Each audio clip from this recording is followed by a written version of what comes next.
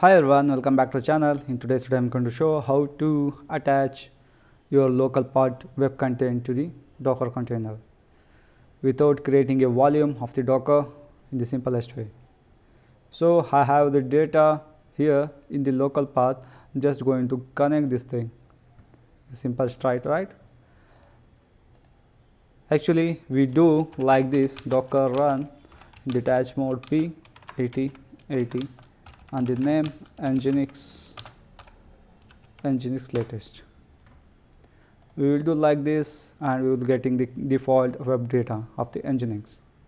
So what I am going to do now, in my desktop you can see there is a Docker and this is the web content data. You can see, just copy the path of the directory website you have and come back here.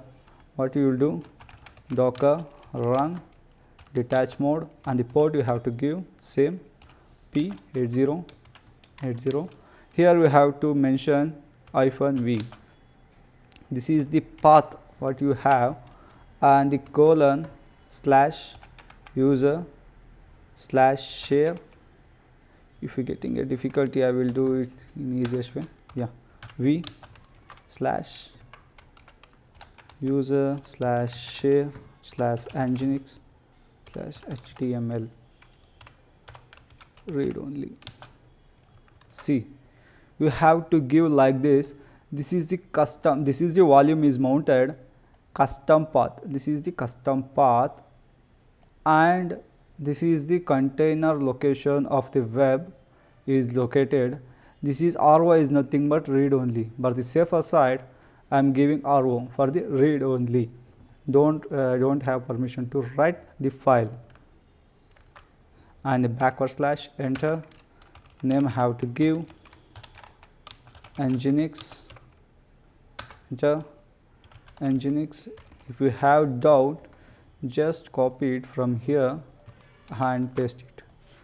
Enter. Docker ps is running and let's refresh it. Can you see? The data is accessed from my local path and can able to access from the via.